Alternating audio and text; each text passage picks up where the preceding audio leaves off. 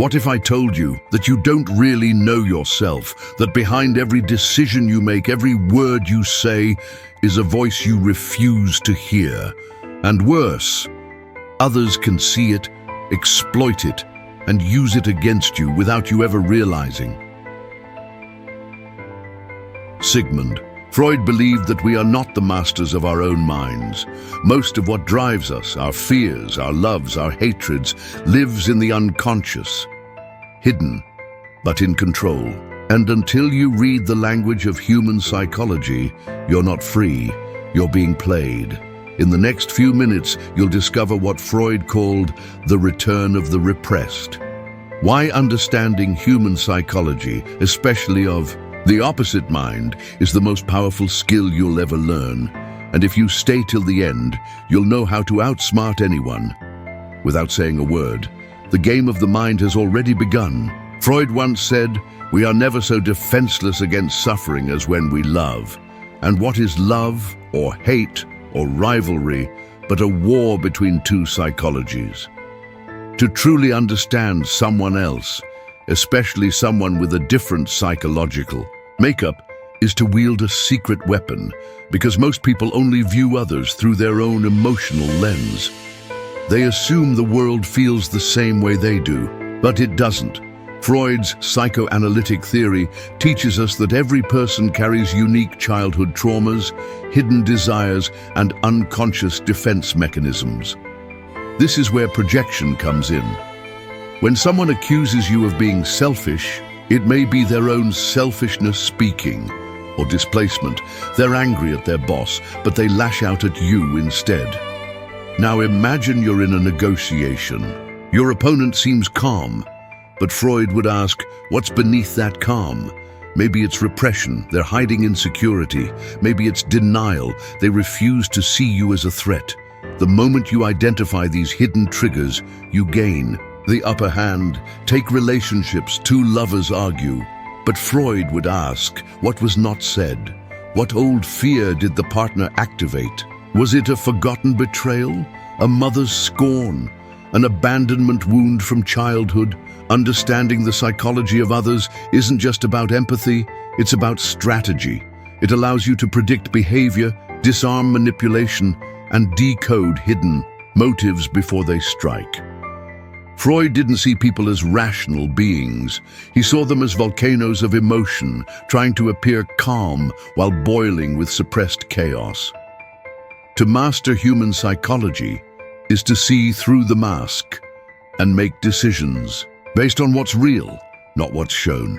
Freud believed that the mind is like an iceberg, only a small part is visible. So how do you read what lies beneath? The trick is to become a psychoanalyst in disguise, not by asking questions, but by observing contradictions. Step 1. Watch. Their defense mechanisms. Do they laugh nervously, change the subject when challenged? That could be avoidance, suppression, or reaction formation, where they pretend to feel the opposite of what they truly do. For example, a man who mocks emotional vulnerability might secretly crave intimacy. Freud would say, this is repression. At work, emotions buried alive. Step 2. Study the slips. What Freud famously called Freudian slips, accidental words that reveal hidden desires. When someone says, I hate, I mean I love how you lead, that stutter is a window into the unconscious. Their truth leaks out through the cracks. Step 3. Decode their dreams and stories. People often reveal themselves when they think they're hiding. Notice what stories they tell, what villains they describe, or what heroes they admire. These projections show who they truly are inside. Step 4. Observe how they treat others, not just you. Freud warned that what we call personality is often just repetition compulsion, reliving old emotional cycles with new people. If someone always fears betrayal, they may provoke it to confirm their worldview. Recognize the pattern, and you see their past playing out in real time. Step 5. Mirror and reflect. Repeat what they say in different words. Freud did this to strip away their defenses. If they say, "I just don't trust people," repeat back, "It's hard when you've been hurt before." Watch their face. Do they flinch, relax, freeze? Every reaction is a clue. Freud believed that no behavior is random. Everything, every sigh, delay, twitch, hesitation comes from somewhere inside. Your job is to trace it back.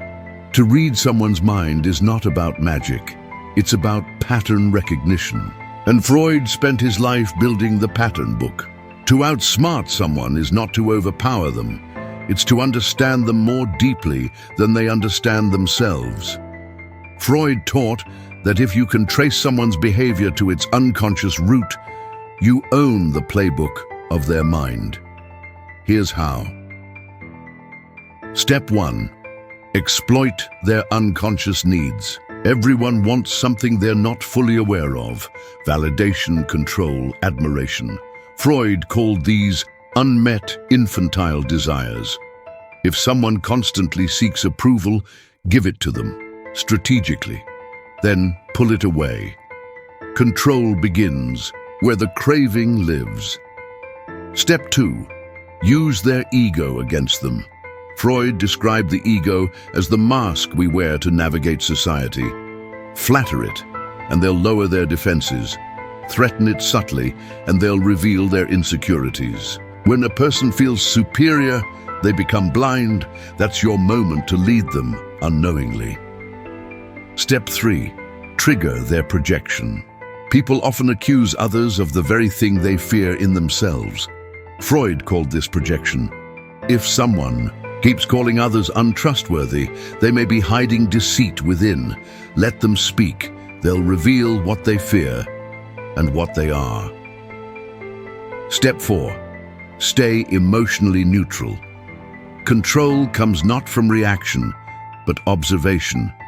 Freud remained detached. During sessions, to let patients unravel themselves. In life, do the same. While others are ruled by emotion, you become the calm in the storm. The observer becomes the leader. Step 5. Break the pattern. People act in loops. Freud called this repetition compulsion. They repeat old emotional scripts, seeking different endings. Recognize the script and interrupt it. Example: if they expect anger, give silence. If they expect sympathy, give analysis. Disruption equals power. Domination isn't brute strength, it's surgical precision. It's the quiet manipulation of the mind's levers: guilt, desire, fear, longing. Freud didn't just study the mind, he cracked it open and rewired its patterns. And if you learn these methods, you'll not just read people, you'll write the story they unknowingly follow. So why should you read Human Psychology? Because every conversation is a negotiation. Every glance hides a motive. Every silence speaks louder than words. Freud believed that beneath every action lies a buried desire. And once you see it, truly see it, you're no longer reacting to the world, you're shaping it. The powerful don't shout. They listen, they don't control with force. They influence with understanding. Reading psychology isn't about being a genius, it's about seeing the world not as it appears, but as it truly is. Layered, emotional, unconscious. If you've made it this far, then you've already stepped into a deeper realm of human power. And now the question is, what will you do with it?